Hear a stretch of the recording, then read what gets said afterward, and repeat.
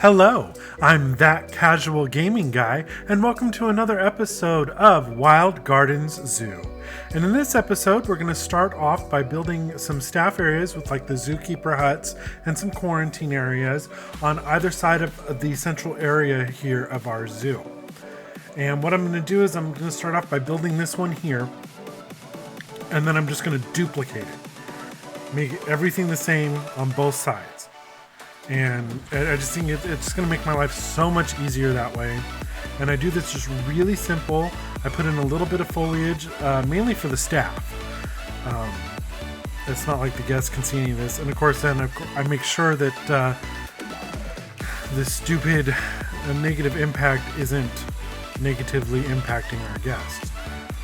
But it's just going to be a simple little walkway through to get to and from. And then one thing when I was doing this that I should have realized, and I do go back and fix, is I should have left space for a power generator.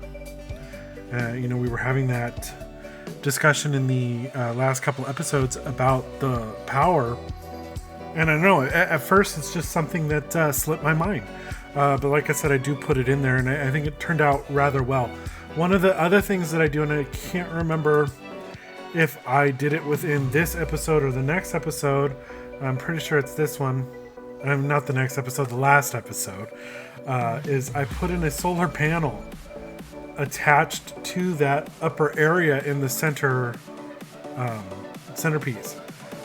area, center garden. That's what we're going to start calling it from now on, ladies and gentlemen. That is our central garden, or center garden. Because it needs a name so we can refer to it, right? But yeah, so here I am. I decided I'm really going to put roof after roof after roof and do all this stuff. And then I was like, you know what? Let's go real easy with the detailing. Let's use these archways. It'll be fun. It'll be great. And then, of course, now we're back to... oh, no. I didn't go back to the beams yet. I thought those were the beams. No, those are actually the same painted bricks that we used for the archway. And I just did a darker color of this lighter color for the contrast. Now we're back to the beams. My favorite East Asian beams, right? We're going to line the rooftops and put some, I don't know, what do you call them? I guess we'll call them support beams. Some vertical beams down. So yeah, there's that. Yeah, and it's just, it's keeping with the theme and the colors of everything, these blues and stuff, and it just turns out rather well. I think it really does. It really does. Very simplistic compared to my other staff buildings, but not as simplistic as my other builds in the past. That's for sure.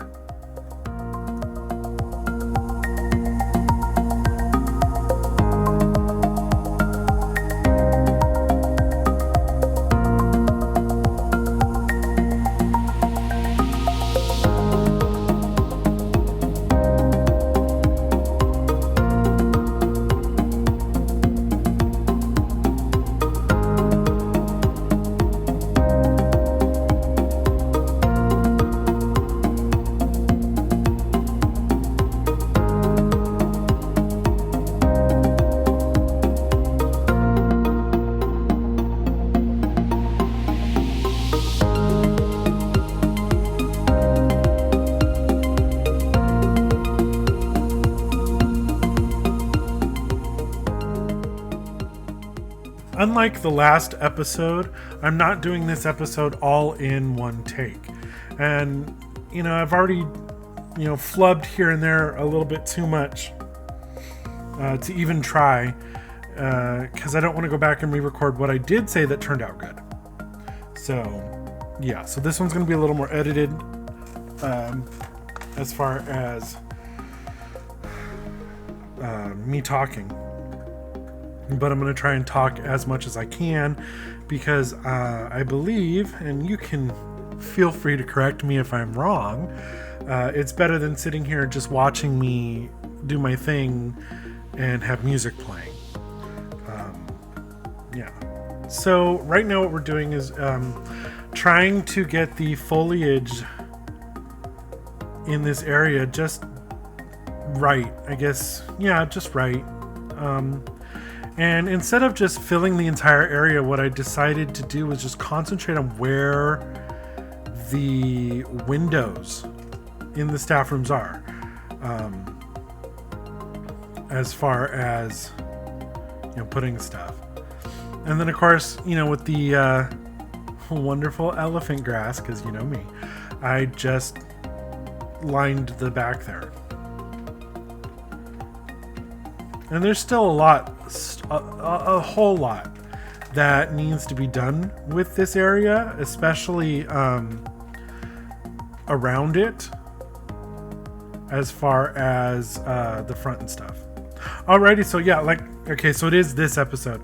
So here we are putting in the solar panel. And something that I realized, which if you look at the comments from episode 2, my friend Lisa commented about the negative impact and stuff. And I had mentioned in there that the solar panels, for some reason, do not negatively impact the guests like the power generators do. So this one, it's easy to hide. The only problem is you can't block the top of it. Otherwise, it blocks the solar from coming through, even if it's glass. That's what was just like, really? If I put a solar panel in glass, I would assume as long as the sun hits it, it would still work. Correct me if I'm wrong. I don't know how solar panels work. I do not have solar panels and stuff, but this would have been perfect. This would have been just perfect. But no. I had to get rid of the glass. But luckily I was able to do half glass. So we went ahead with that. But it was just... I was like, really? Really? Come on, it's a game. I should be able to turn this feature off. And if anybody who plays this knows of a way that, or, you know, knows that that can be done, please let me know. Really, seriously, please. I'd really like to know if that's something that can be turned off with the power, you know, the power need, or the negative impact can just be turned off. Would be awesome. Alrighty, so here we are. We are working on the looks like the Chinese pangolin habitat. Now this is the first time that I've put this animal in a zoo of mine. This was requested back when I first started doing videos, when I first started doing Arclay Zoo, by a friend of mine, Casey. I put a list on Facebook, on my personal Facebook page, of all the animals that were available. Obviously, we now know that that list has grown, but and stuff, and this is the animal that she wanted to see the most.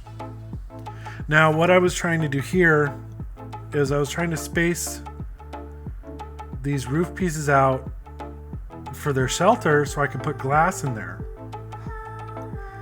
It just doesn't work. It doesn't work. So I just go with a nice little lean-to. These pieces that they have for the what is this? Palm thatch, which is a new, or at least new to me. I don't know. I honestly do not know which DLC it came with. I love it because they have a 5 meter, and that's bigger than anything that we've had so far. Angled one, and then they've got these corner pieces here that are just really awesome. So I decided, why not make like a lean-to shelter type thing out of this for the pangolins? That'd be perfect. You know, I can only have 2 in there really at a time. So, yeah. Another thing that seemed kind of new to me that I never noticed anyways, maybe because I never found an animal to use this with, was the termite feeder like thing. So that was kind of cool. One thing that I'm doing right now is somewhat guessing on what the terrain needs are going to be. And what I did, then I decided to stop and go ahead and put in my Chinese pangolins into quarantine because, like I said in the last episode, you need to go into quarantine before you put them in the habitats. And then one silly thing that I forgot to do was connect the path at first, the staff path to the main path, to even get the animals in there. So, that was really smart on my part. So the only thing that I really noticed was that there was just too much long grass. So they prefer having more of a soil area, more dirt than grass. And that's cool. Whatever tickles your pickle. So yeah, and then I checked out the plant life, and I could always use more. And you know me, I love putting in more. Always more. If you say they need more, I will put in more.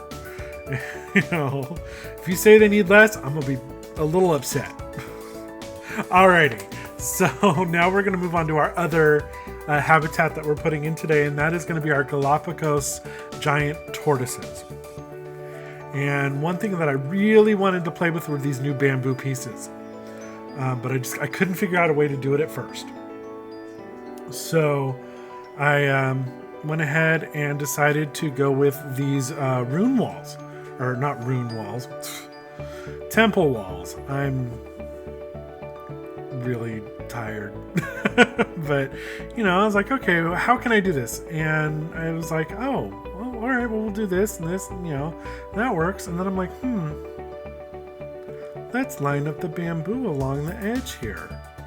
Change the color so it's a little, works better with the red.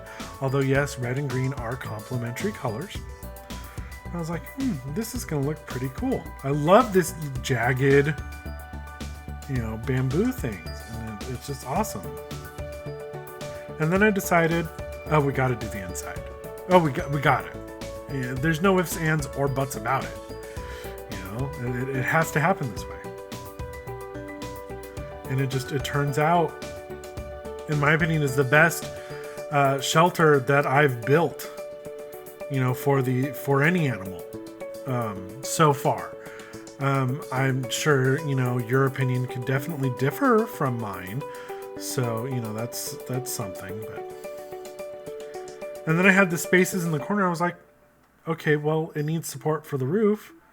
And then I decided, let's have the roof raised above the level of the wall and stuff. And then, of course, I had to do the bamboo flooring. And I think that's one of the first times I've done the bamboo flooring or any type of flooring for a habitat. So that's pretty cool. And it just looks really good to me. And then just putting the eaves on, not having the roof come all the way, just a little bit, and then you get a little bit of the flooring that peeks out and stuff. These tortoises are going to love it. Absolutely love it. And then I decided, you know what? I need to put bamboo trim on the edge too. Even though there's already bamboo trim on the roof pieces I used. So yeah, and I think it just turns out really well. It really does. I really enjoyed this.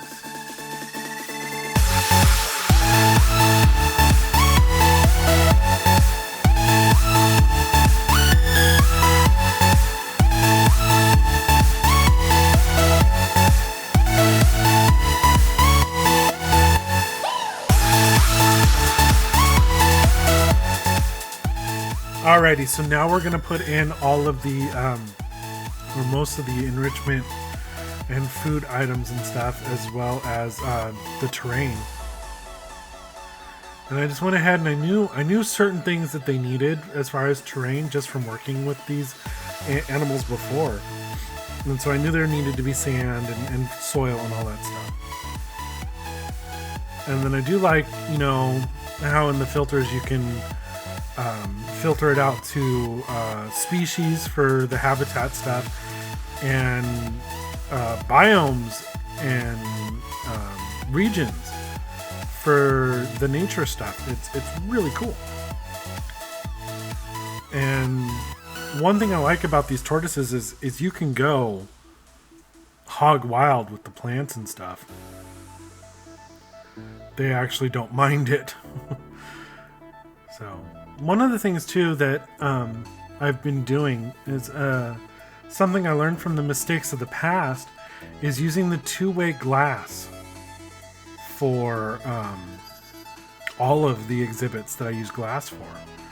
Because even though you can sit there and be like, well, wait a minute. You know, most zoos, it's not like that in this zoo or that zoo or, you know, real life zoos I've been to. But again, it's, you know, the AI says the animal's shy, and if people watching it upset it, and then all of a sudden you've got an unhealthy animal and your zoo suffers for it. You know, yeah, do whatever you can to protect it. And that's what the two-way glass is actually for, is to help with that. Alrighty, so now we're putting up our education stuff, and I realized on the past stuff, I didn't put speakers out on stuff, so the guests weren't getting educated properly just by looking at the screen. They need to hear about it too.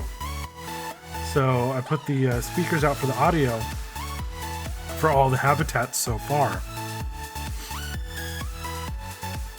And one thing that I still haven't figured out, and even though I've been putting, I put them in fact, here we are building the Tortoises area for the educational speaker, you know, actual person speaker, not a electronic speaker.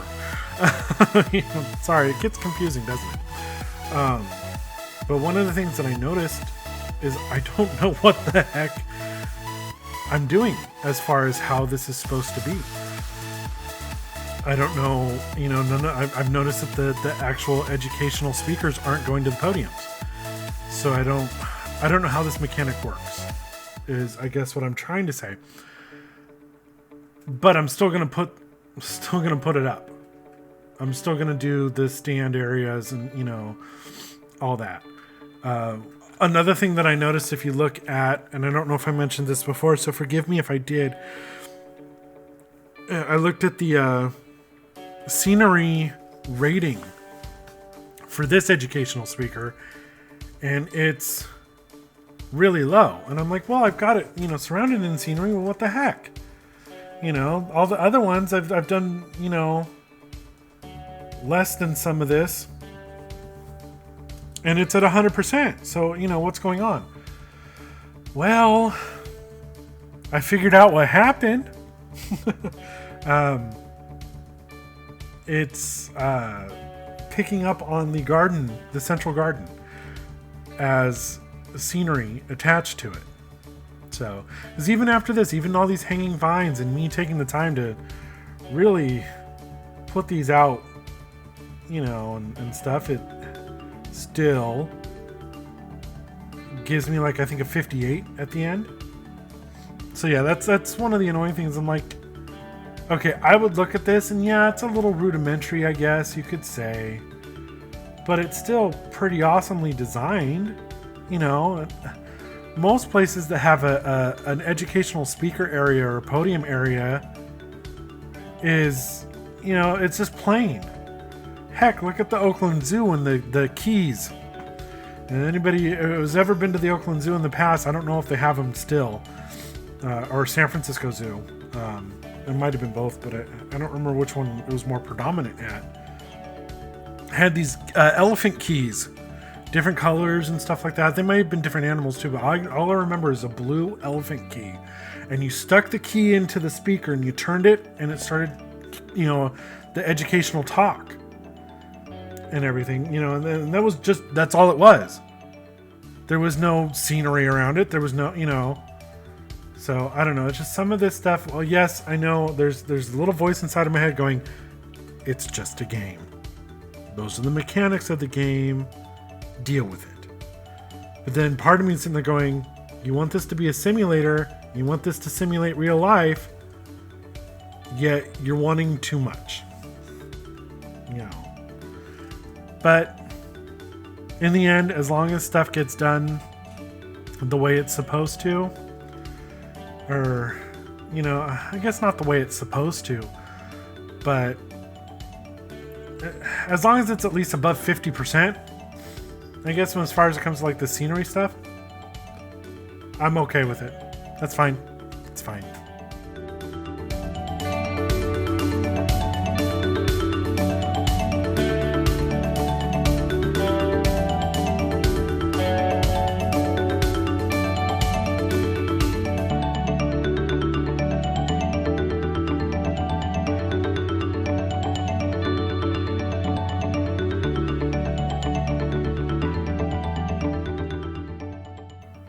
Alrighty, so now it's on over to the Chinese pangolin area to build the educational area for that one.